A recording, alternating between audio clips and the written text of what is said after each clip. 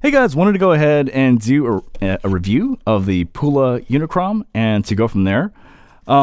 It's funny because, before I go on further, I'm going to go and put some notes on the screen. Please note that whatever is in the notes is a little bit different from what's in the video. It's more like a lab journal. Basically, I'm letting you know my thoughts throughout. And yeah. All right. So let's go ahead and talk about this IEM and to go from there. So some backstory. I took a really, really long time to review this. And the reason is because there were some warning signs. Treble. I found that the lower treble has a peak that also is troublesome, just like the upper mid-range, a very fatiguing listen. And there'd be days where I'd be like, I don't want to torture my ears. But I do think that treble is kind of a limiting factor. So we're going to leave that down here in D tier. And that made me think, if they're saying it's bad, I mean, that probably means it is pretty bad in some areas. And I'm here to say that they're right. but this IEM is dope. But they are not wrong. And I'll explain where they're right, and then I'll explain what the problem is. Okay. So let's talk about the sound. The bass on here, well, no, before we even do that, let's look at the shell. I was actually pretty shocked because in pictures, it looks pretty not that good, but actually in person, it looks pretty. Like, it was like, oh, not bad. So anyway, all right, let's talk sound. Bass is, I would give this a rating of A. I mean, the bass is freaking dope. It's not good. It's great. It's not average. It's really good. This is not weak bass. This is like, but it's punchy and it's clean. It's not muddy. I would say the bass here is kicking. It's A for me.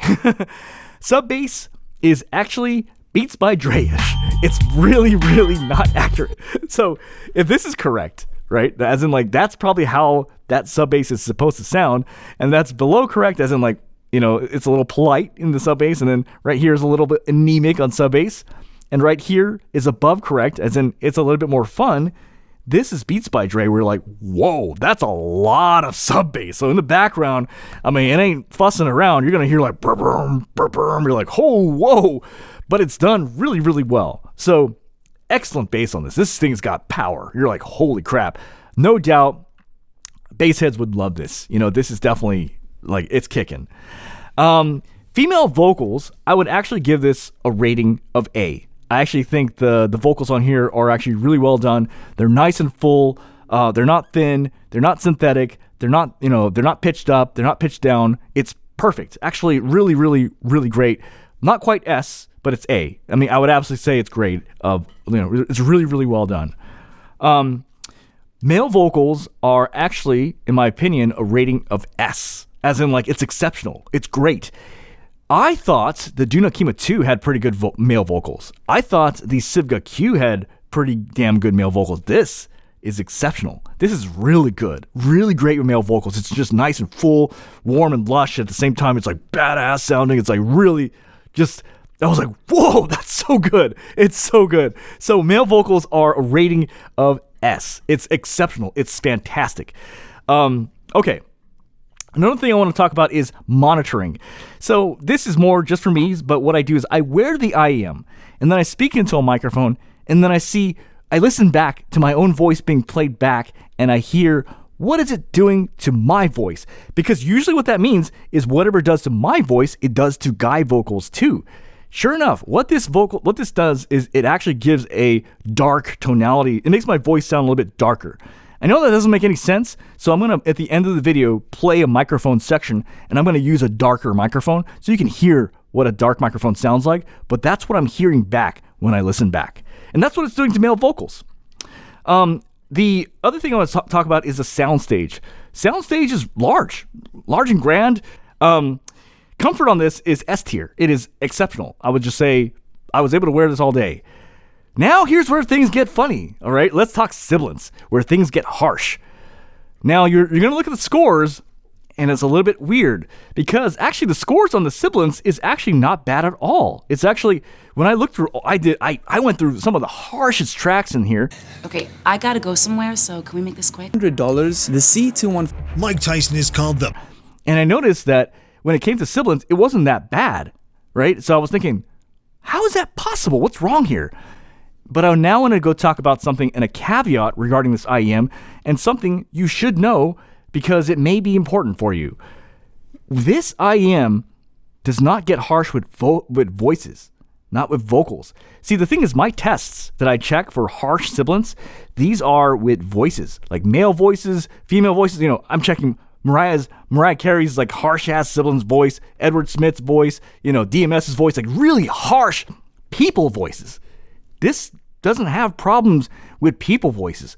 Where this has problems with is instruments. I would notice that on songs, it would, like on songs that normally that beat in the song is normally not offensive at all, it changes it. It warps it and it makes it harsh and sibilant and it's like incessant. You're like, holy crap, that's painful. Like there'll be drums in there that most other IMs I use don't have an issue, but this warps it and changes it and makes it like really unpleasant, and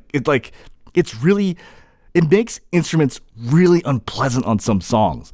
And that's so strange to me. It's not the voices, it's the beats, it's the instruments, it's the music in the background that gets harsh, not the people's voices. So I think in general, depending on what kind of music you listen to, if you listen to some instruments, it can get super harsh and sibilant. And again, it's not the voices, it's the instruments. Okay, let's talk tonality. Like, what neighborhood does this live in? Well, I can tell you right now, it doesn't live in the bright box, right? So let's pull out a few out of here just really quickly here. So it's not really like a Truthier Hexa. It's not really like a Critical Divine. It's not like a SimGot EM6L. It's not like a Critical Zero. It's not a bright IM. Well, it's not, we'll just go, I'm not going to call it neutral. I'm just going to say we'll go one warmer than that. It doesn't belong in here either. So it doesn't belong where Dunu Titan S is, or Kiwi Ear Orchestral Light is, or I would say Software Studio 4. It's warmer than these. Okay, so it doesn't belong here. So we'll go one box warmer. It belongs in the warm box. So kind of more closer, like kind of a little bit like Duna Kima 2, a little bit like Dusk, a little bit like Truthier Pure, a little bit closer to like T-Pros, a little bit closer to like Lush, a little bit closer to Mega 5 EST, a little bit closer to DD High Surface. It lives here.